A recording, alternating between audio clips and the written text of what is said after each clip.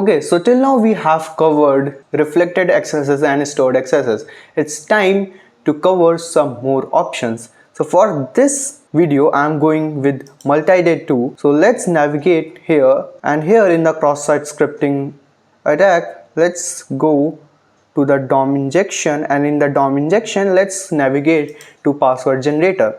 We are going to execute our JavaScript code here, that is for our vulnerability, and this page is saying making strong password is important. Click on the button to generate password. Here password is for anonymous. So if we click on the password, every time we click on the password it is generating a new password. Now what can we do here? Can we intercept it and enter a malicious code in our bubset? So let's try.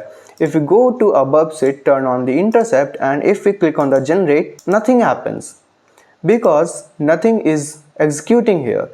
We are not getting to a new URL page, or there is no request processing here. It is just generating a random code.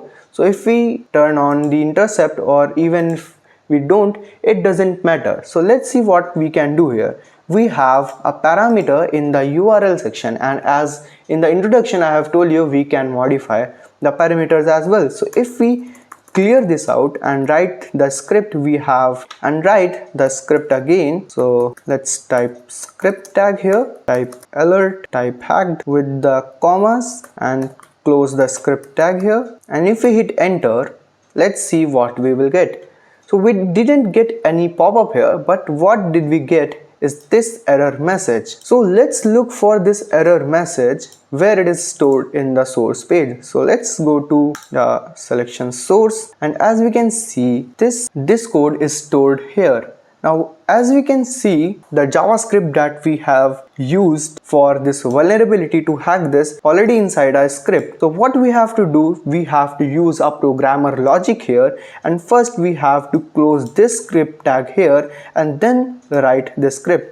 So let's copy this and go back to our website, and here what we have to do is first we have to close the script, and now if we hit enter, let's see what we will get, and we have got the pop-up that is this website is completely hacked.